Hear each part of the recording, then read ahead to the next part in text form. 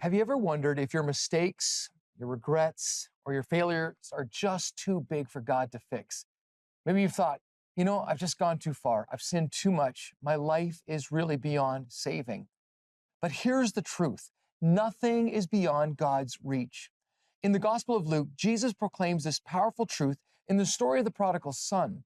In this story, a young man leaves his father's house chasing independence and pleasure, but it didn't lead to freedom. It led to emptiness. So broken and humiliated, he finally comes to his senses and turns toward home, expecting God's wrath, the Father's wrath and rejection. But then comes the powerful twist in the plot. Jesus said, while he was still a long way off, his father saw him and was filled with compassion.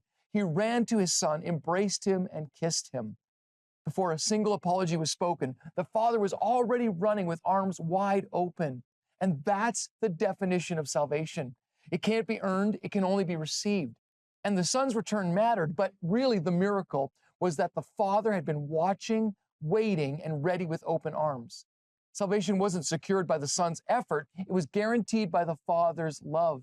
As Dietrich Bonhoeffer called it, costly grace. Why was it costly? Because it cost Jesus his life.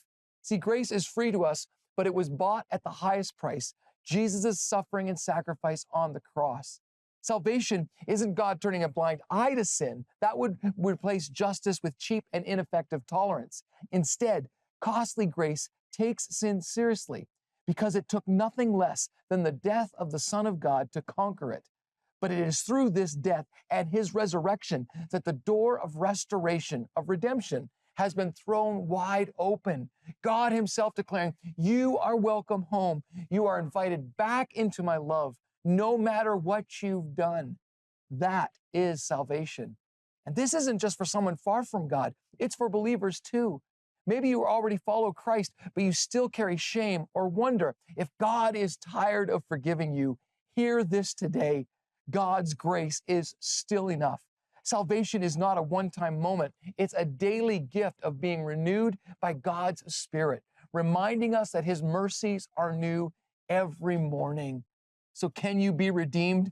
Yes, absolutely. No matter how far you've gone, the Father is already running toward you right now. Don't wait. Don't doubt. Get up and start the journey back to God's heart. Come home.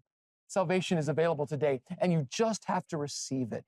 Won't you do that right now, today? Because if you do, that will be a stepping stone to becoming who God has created you to be.